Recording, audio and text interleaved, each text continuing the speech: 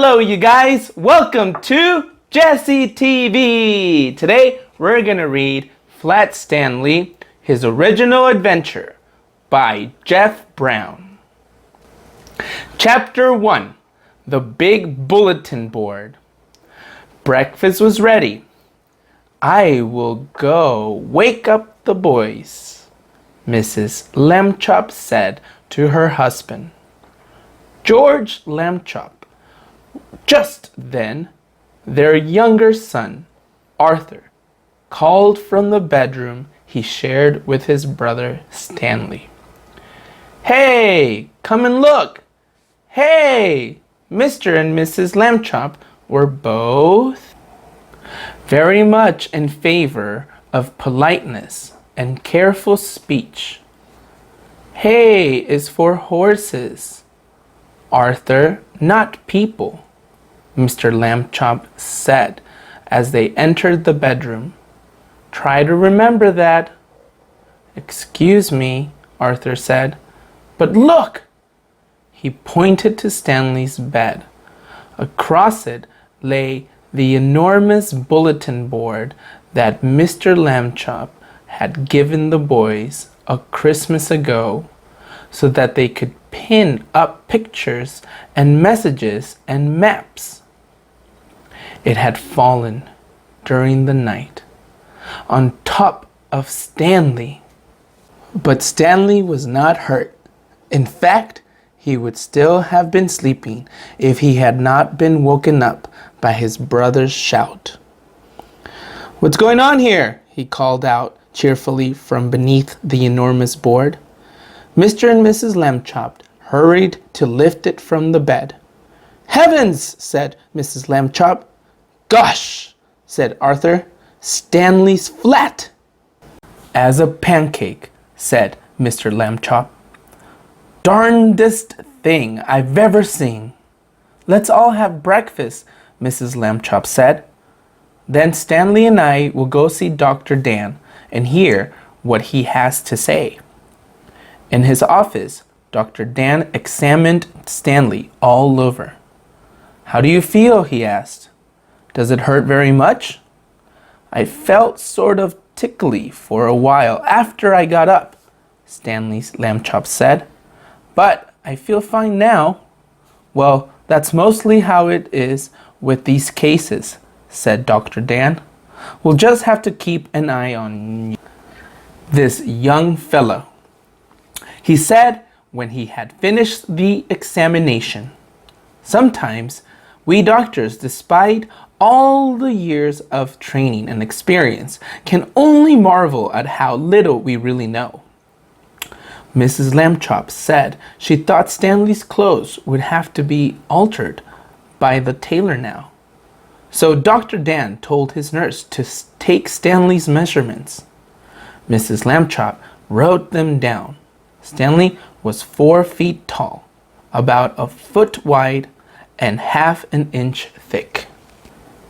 Chapter 2, Being Flat. When Stanley got used to being flat, he enjoyed it. He could go in and out of rooms, even when the door was closed, just by lying down and sliding through the cracks at the bottom. Mr. and Mrs. Lambchop said it was silly, but they were quite proud of him. Arthur got jealous and tried to slide under a door, but he just banged his head. Being flat could also be helpful, Stanley found. He was taking a walk with Mrs. Lambchop one afternoon when her favorite ring fell from her finger.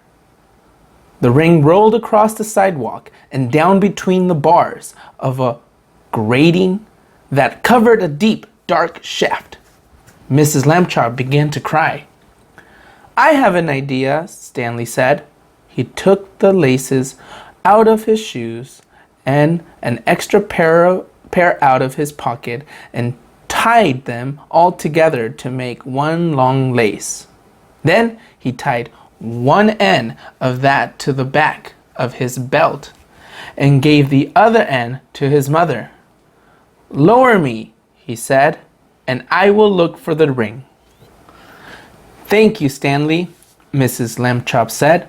She lowered him between the bars and moved him carefully up and down and from side to side so that he could search the whole floor of the shaft. Two policemen came by and stared at Mrs. Lambchop as she stood holding the long lace that ran down through the grating. She pretended not to notice them. "What's the matter, lady?" the first policeman asked. "Is your yo-yo stuck?" "I'm not playing with a yo-yo," Mrs. Lambchop said sharply. "My son is at the other end of this lace, if you must know." "Get the net, Harry," said the second policeman. "We have caught a cuckoo." Just then, down in the shaft, Stanley cried out, "Hooray!" Mrs. Lambchop pulled him up and saw that he had the ring. "Good for you, Stanley," she said. Then she turned angrily to the policeman. "A cuckoo? Indeed," she said. "Shame!" The policeman apologized. "We didn't get it, lady," they said.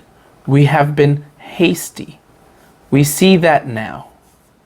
People should think twice before making rude remarks," said Mrs. Lambchop, "and then not make them at all." The policeman realized that was a good rule and said they would try to remember it.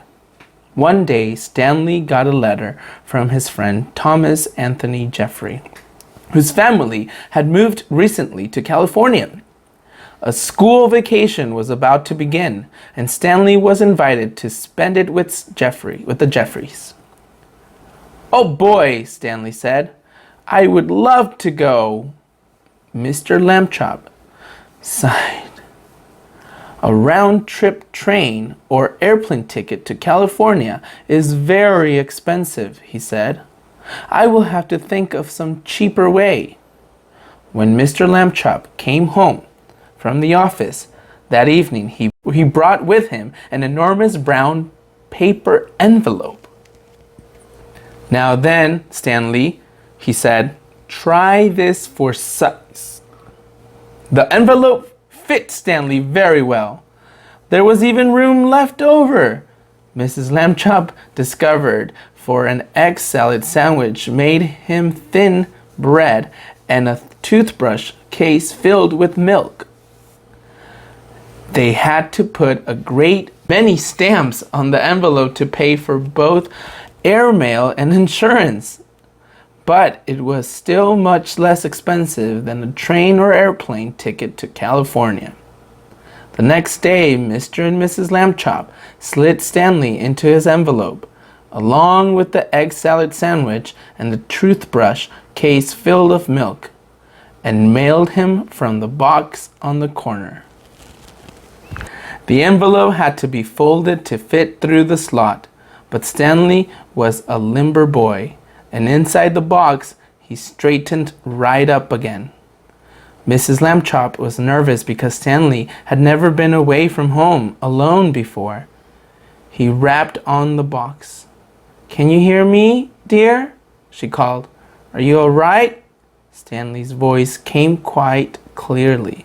"I'm fine. I can eat my sandwich now." "Can I eat my sandwich now?" "Wait an hour and try not to get overheated, dear," Mrs. Lambchop said. Then she and Mr. Lambchop cried out, "Goodbye, goodbye," and went home. Stanley had a fine time in California. When the visit was over, the Jeffreys returned him in a beautiful white envelope they had made themselves. It had red and blue markings to show that it was airmail, and Thomas Jeffrey had lettered it, "Valuable" and "Fragile," and "This end up" on both sides. Back home, Stanley told his family that he had been handled so carefully he never felt a single bump. Mr. Lambchop said it proved that jet planes were wonderful, and so was the postal service. and that this was a great age in which to live. Stanley thought so too.